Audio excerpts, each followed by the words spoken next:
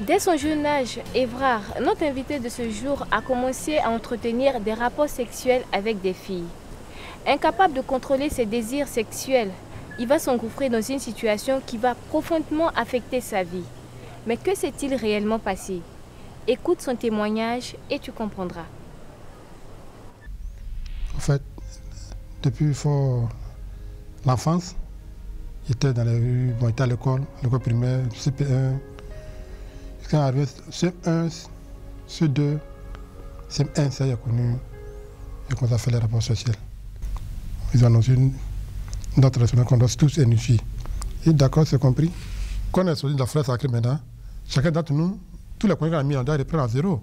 Il doit avoir sa puissance. Donc quand on est sorti, il est repris maintenant, chercher les filles en désordre maintenant. Parce qu'il vient de la brousse là, ici, si elle est pris là-bas, il va voir si vraiment c'est fort. Ça va plus augmenter mes grades de jeunesse. Et effectivement, ça allait. Dans le même village, il n'y a plus de Vigo. Quand vous êtes assis devant tes amis, vous causez. On te dit, ah, il y a ma petite go qui est venue. On te dit, ah, ma commande est là. Et toi, tu es assis timide.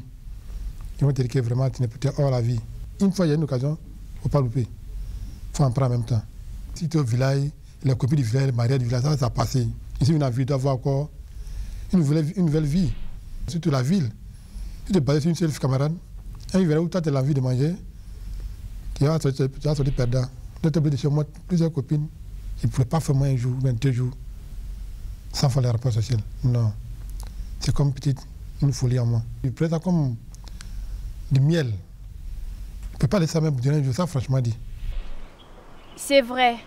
Certaines personnes considèrent le sexe comme du miel. Mais le sexe peut se révéler un miel mortel si tu le pratiques avant ou en dehors du mariage. Comme tu l'as vu avec notre invité, la mauvaise utilisation d'une chose bonne peut être dangereuse. Continuons d'écouter le témoignage de notre invité. Je dis que toutes les femmes ne sont pas la même. Je voulais forcément voir toutes les tenues. Moi, je me suis dit, chaque tenue, mais chaque visage a son plaisir, chaque visage a son goût. Au pourtant, c'était pas ça. Quand tu es la copine, on te demande, oh, toi, c'est good, il y a ta femme à la maison. Il fallait une femme à la maison. Là, je peux dire ma femme à la maison, puis encore, il y a encore des copines. Quand il y a mon bistrot, il y a des filles qui venaient là-bas, ils venaient rien pour se prostituer. Et moi, c'est ça qui était moi aussi mon désir maintenant. Avant de sortir, moi, je dois d'abord te primer à sortir à toi d'abord, pour mieux te monter le trajet. Si tu pars, moi, j'ai de l'âge dans le vide. La première même m'a quitté. Il n'y a plus une encore, elle est rentrée en famille. Elle m'a fait planter ses parents. Elle est restée au village. Fin septembre, il allait la chercher. Un coup, il aurait appris que la femme est malade. Ah, bon, quand ça a réduit, il m'a allé la chercher. Il est venu. J'ai vu son état, c'était pas trop ça. Mais comme c'était de ma femme, on ne s'est pas séparés, on est parti se présenter. Il n'a pas de me présenter ses parents. Je suis obligé d'aller la retirer. La reprendre, je ne peux pas prendre l'enfant. Il ne peut pas dire, bon, comme elle est comme ça, il va la lâcher. C'est qu'elle a perdu sa forme qu'elle avait. Ça n'allait pas. Donc, les frères de la chaîne sont pas doublés. Elle est partie. 2 semaines après, elle est décédée. Elle m'a annoncé. Ah, je fais comment? C'est pas tout ce temps qu'il y avait tout délapidé, il n'est plus vraiment même. Évrard avait des désirs sexuels incontrôlés. Pour satisfaire ses désirs sexuels, il décide d'avoir des rapports sexuels avec plusieurs filles chaque fois qu'il en a envie. Cher ami, apprends à contrôler tes désirs sexuels. Avoir des désirs sexuels, c'est humain. Mais lorsqu'ils sont incontrôlés, cela peut te conduire sur des chemins très tortueux. Mais comment cette situation va-t-elle affecter la vie de notre invité? S'il te plaît, écoute-le encore. Bon, quand on va me décider, là, ça a commencé aussi à moi. Souvent, 2-3 tombent malade. Quand j'ai chuté pour une dernière fois, encore je suis au départ, je me suis dit, c'est pas lui. Les fleurs m'a guéri, les choses faites de Nîmes, je préparais, mais il l'avait boire, mais ça n'allait pas. Il m'a toussé sauvagement, il tousse et tousse. 2 mois, 3 mois, je suis seul ici dans la maison. S'il ne rentre pas en famille, il est crevé ici. Ça, mon oncle a dit, elle a tout là. Allez voir son dentiste tuberculose. Je me dis, il peut d'avoir la radio. Je me demande, tu as fait la radio, il dit oui. Là, mais était très flou. Ça n'allait plus. J'ai fait avec crachat. On m'a dit, ah, il y a le B4 là. Tu as la tuberculose. Il dit, ah, je vais suivre le traitement. Maintenant, quand on venait, Il y a une fois, il m'a dit, ah, mon petit, de toute façon, il te connaît, et puis il était comme ça là. Aussi, il y a un truc aussi qui est un peu bon, si tu peux le faire. Mon test de dépistage. On a dit, ton test. Ils ont pris le sang. Moi, il est reparti le lendemain matin, à 8h. C'est là maintenant, où il était assis sur le banc, maintenant, il pense maintenant passer. Dans mon cœur, moi, dans mon cœur, il y avait déjà une garde que, ouais.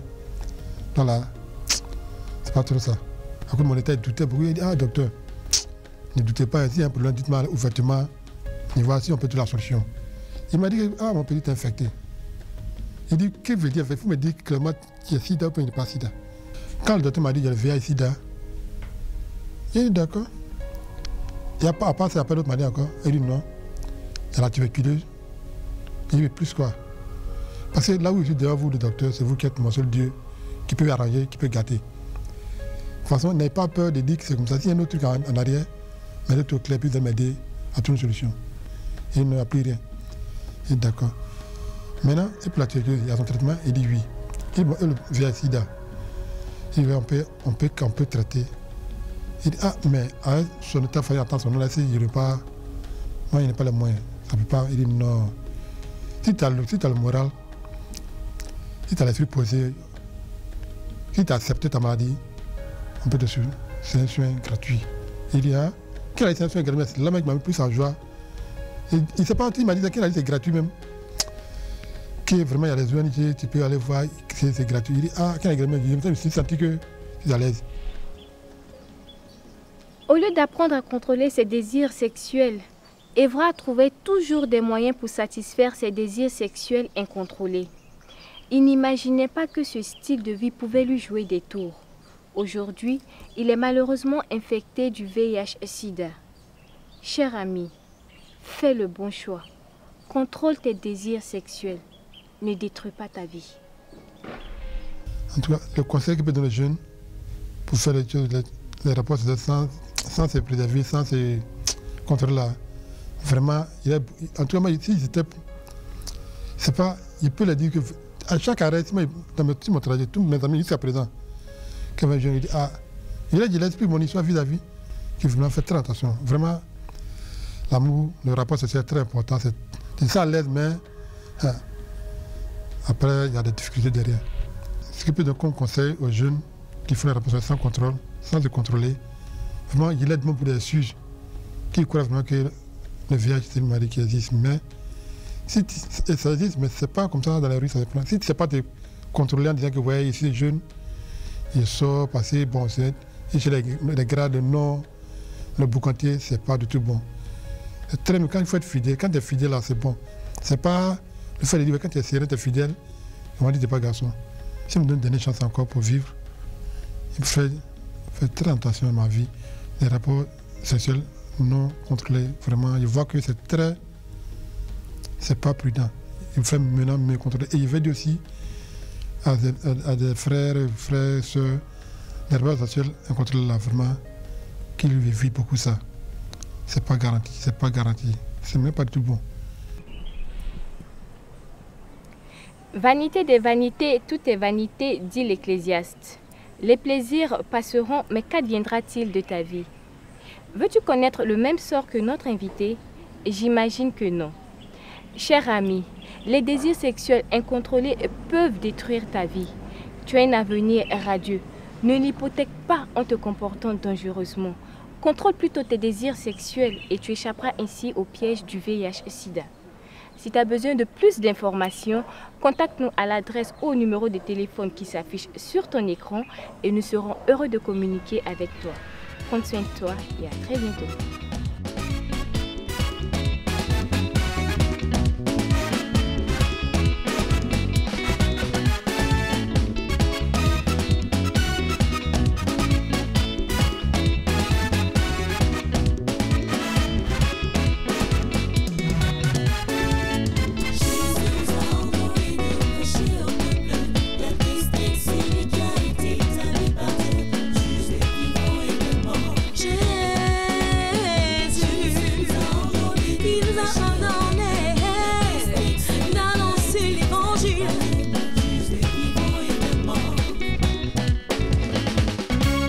Repentez-vous donc et convertissez-vous pour que vos péchés soient effacés.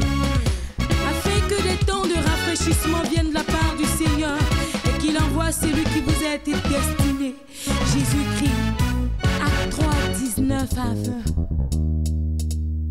Je t'en conjure, bien-aimé, devant Dieu, devant Jésus qui doit juger les hommes, de prêcher la parole, d'insister en toute occasion, favorable ou même non. Repensons sur, exhorte avec douceur, en instruisant, oh yeah, l'Église. Et si là, mon ami, tu verras la gloire de Dieu se manifester dans ta vie. Jésus, il nous a ordonné d'annoncer l'évangile. Jésus, il nous a ordonné d'annoncer l'évangile.